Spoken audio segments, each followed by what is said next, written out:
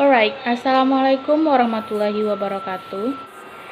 And I'm here to present about curriculum during the old order and curriculum during the new order. The first material about curriculum during the old order atau kurikulum pada awal masa kemerdekaan atau masa Orde Lama. And then I would like to present about curriculum in 1946.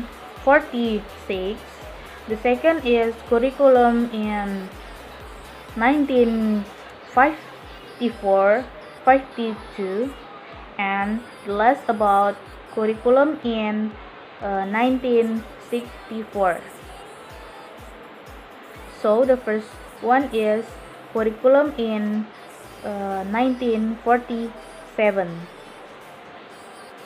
Pada awalnya, kurikulum ini terbentuk pada tahun 1947 untuk meneruskan kurikulum yang sudah digunakan oleh Belanda, karena pada saat itu Indonesia masih dalam proses perjuangan merebut kemerdekaan dari penjajahan Belanda. Dan kurikulum ini baru akan dilaksanakan pada tahun 1950 di sekolah-sekolahnya. Kurikulum ini memakai istilah Belanda Leerplan, yang artinya Leerplan itu adalah rencana pelajaran. Fokusnya rencana pelajaran ini adalah tidak menekankan pendidikan pikiran, tetapi melainkan hanya pendidikan watak, kesadaran bernegara dan juga bermasyarakat.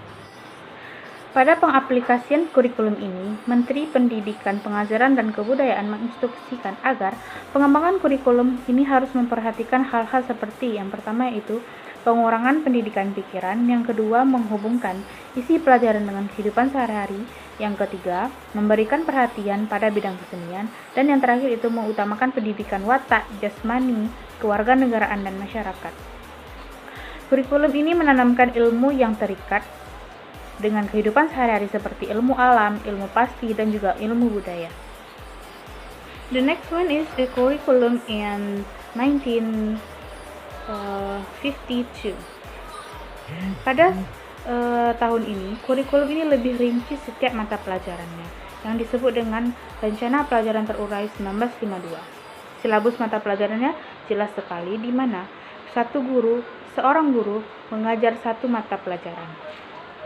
Pada penghujung era Soekarno, muncul Rencana Pendidikan 1964 atau Kurikulum 1964. Fokusnya pada mengembangkan daya cipta, rasa, karsa, karya, dan moral atau pancawardhana. Mata pelajaran yang diklasifikasikan dalam 5 kelompok bidang, yaitu bidang studi moral, kecerdasan, emosional atau artistik, keperigelan atau keterampilan, dan juga jasmania. Usai tahun 1952 menjelang tahun 1964, pemerintah kembali menyempurnakan kurikulum pendidikan di Indonesia yang diberi nama yaitu Rencana Pembelajaran 1964. Yang menjadi ciri kurikulum ini adalah pembelajaran yang dipusatkan pada program pancawardhana, yaitu pengembangan moral, kecerdasan, emosional, dan keperigelan, dan juga jasmania. Yang menjadi ciri kurikulum ini adalah setiap pelajaran harus memperhatikan isi pelajaran yang dihubungkan dengan kehidupan sehari-hari. The last curriculum in 1964. Sistem kurikulum pada 1964 kembali diperbarui. Dengan kurikulum ini, pemerintah mempunyai keinginan agar rakyat mendapatkan pengetahuan.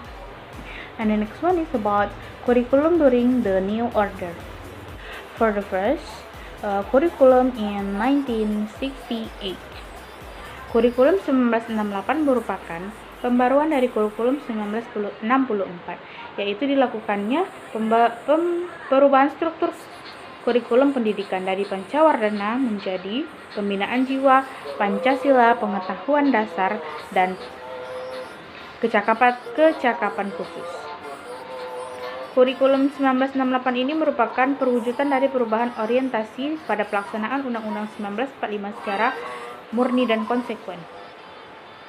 Tujuan dari kurikulum 1968 ini adalah pendidikan ditekankan pada upaya untuk membentuk manusia Pancasila sejati, kuat dan sehat jasmani, dan juga mempertinggikan kecerdasan dan keterampilan jasmani, moral, budi pekerti, dan juga keyakinan beragama.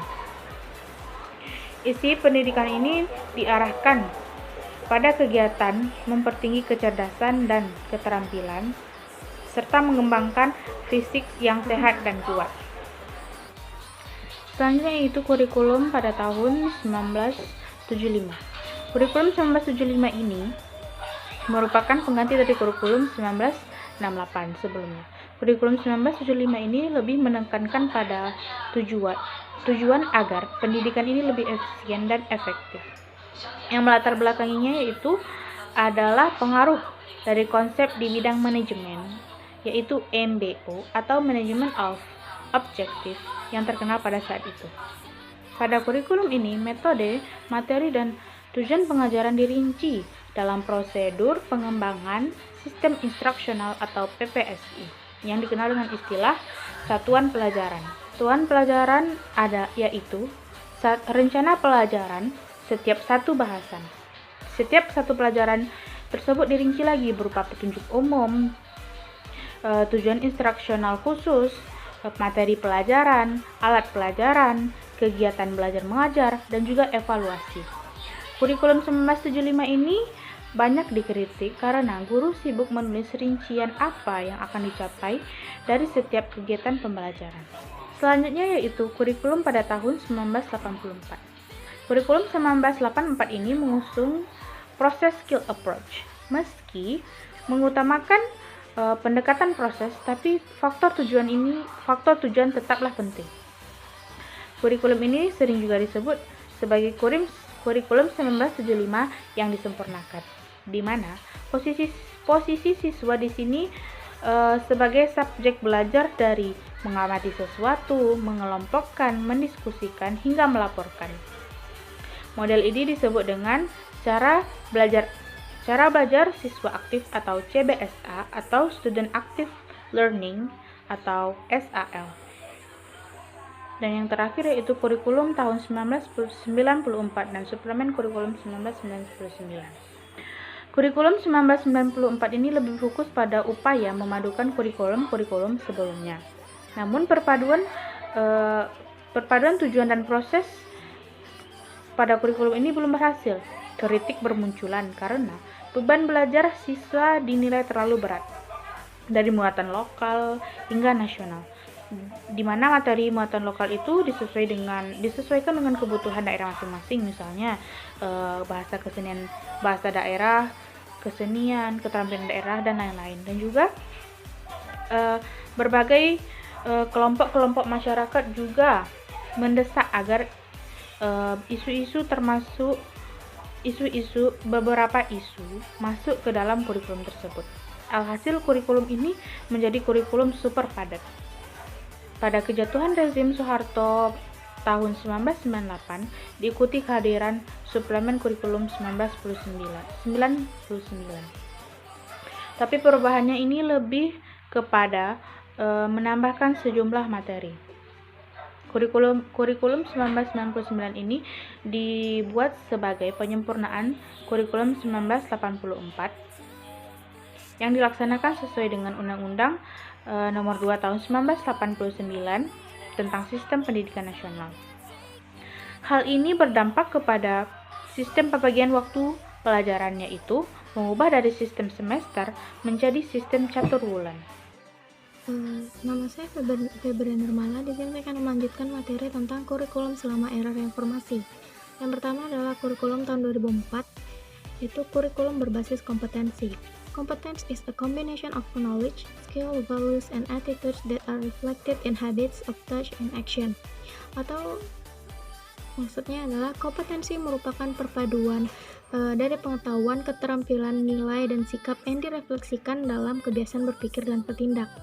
Kompetensi di sini dapat diartikan sebagai pengetahuan, keterampilan, dan kemampuan yang dikuasai oleh seseorang yang telah menjadi bagian dari dirinya, sehingga peserta didik dapat melakukan perilaku kognitif efektif dan psikomotorik dengan sebaik-baiknya.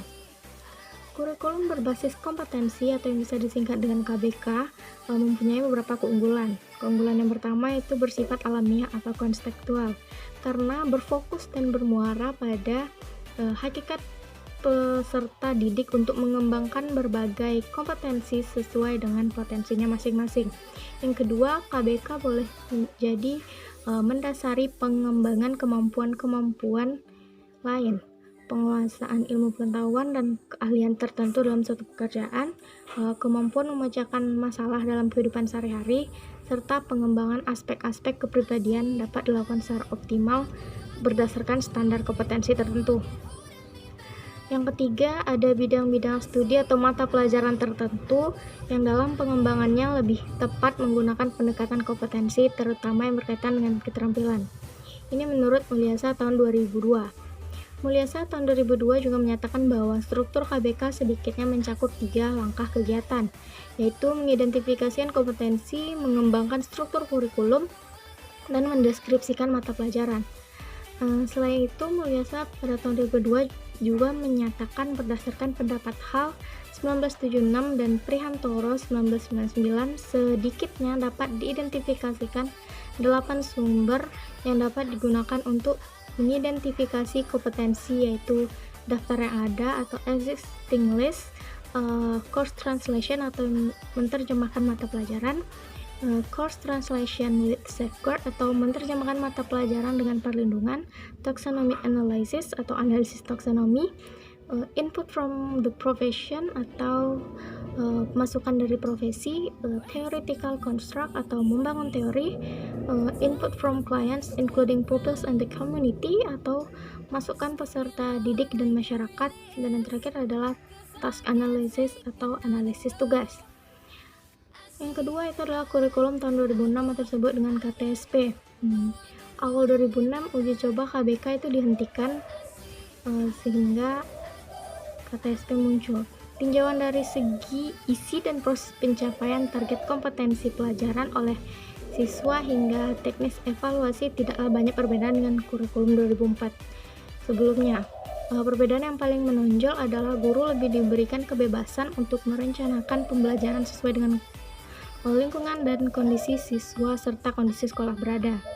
Hal ini disebabkan kerangka dasar atau KD, standar kompetensi lulusan atau SKL, standar kompetensi dan kompetensi dasar atau SKKD setiap mata pelajaran untuk setiap satuan pendidikan telah ditetapkan oleh Departemen Pendidikan Nasional. Jadi pengembangan perangkat pembelajaran seperti silabus dan sistem penilaian merupakan kewenangan satuan pendidikan atau sekolah di bawah koordinasi dan supervisi pemerintah kabupaten kota. Kurikulum yang terbaru adalah kurikulum 2006 KTSP, merupakan perkembangan dari kurikulum 2004 KPK itu. Kurikulum 2006 yang digunakan pada saat ini merupakan kurikulum yang memberikan otonomi kepada sekolah untuk menyelenggarakan pendidikan yang puncaknya tugas itu akan diemban oleh masing-masing pengampu mata pelajaran, yaitu guru. Sehingga seorang guru di sini menurut Okvina tahun 2009 benar-benar digerakkan menjadi manusia yang profesional untuk menuntut kreativitasan seorang guru tersebut. Kurikulum yang kita pakai sekarang ini masih banyak kekurangan di samping kelebihan yang ada. Kekurangannya itu adalah kurangnya sumber manusia yang potensial dalam menjabarkan KTSP. Dengan kata lain, masih rendahnya kualitas seorang guru. Karena dalam KTSP, seorang guru dituntut untuk lebih kreatif dalam menjalankan pendidikan. Yang kedua yaitu kurangnya sarana dan prasarana yang dimiliki oleh sekolah. Terima kasih. Assalamualaikum warahmatullahi wabarakatuh. Saya Foni Oktaviani. Saya akan menjelaskan tentang kurikulum 2013 dan revisinya. Baiklah, kurikulum 2013 berbeda dengan KTSP. Dalam kurikulum 2013, standar kompetensi lulusan seperti apa yang diinginkan akan membentuk mata pelajaran. Jadi, apa yang menjadi kebutuhan di zaman sekarang dan mendatang, itulah yang akan diberikan. Kedua, kurikulum 2013 memiliki pendekatan pembelajaran yang lebih utuh dengan mengutamakan kreativitas siswa. Ketiga, kurikulum 2013 dirancang berkesinambungan antara kompetensi yang ada di SD, SMP, SMA. Intinya, dalam kurikulum 2013, setiap peserta didik dituntun kreatif dan inovatif. Selain itu, ada juga pengembangan karakter bangsa telah diintegrasikan dalam semua program studi. Jadi, itulah yang dapat saya jelaskan. Terima kasih. Wassalamualaikum warahmatullahi wabarakatuh. Oke, yang kelima yaitu kurikulum selama masa pandemi atau new normal, atau kita sebut juga dengan kurikulum sementara atau darurat. Pemerintah mengeluarkan kurikulum sementara ini untuk penyesuaian proses belajar mengajar selama masa COVID-19 ini. Kurikulum fokus mengeluarkan dua penyesuaian dalam pembelajaran saat ini. Yang pertama yaitu zona kuning. Daerah yang terkena zona kuning atau zona merah atau orange itu dilarang melakukan proses belajar mengajar tatap muka atau proses belajar mengajar dilakukan dari rumah. Sedangkan daerah yang terkena zona kuning dan zona hijau diperbolehkan untuk belajar tatap muka dengan syarat memperhatikan protokol kesehatan. Yang kedua yaitu kurikulum darurat atau dalam keadaan khusus. Kurikulum darurat ini merupakan persempitan dari kompetensi inti agar siswa dan guru merasa tidak terbebani.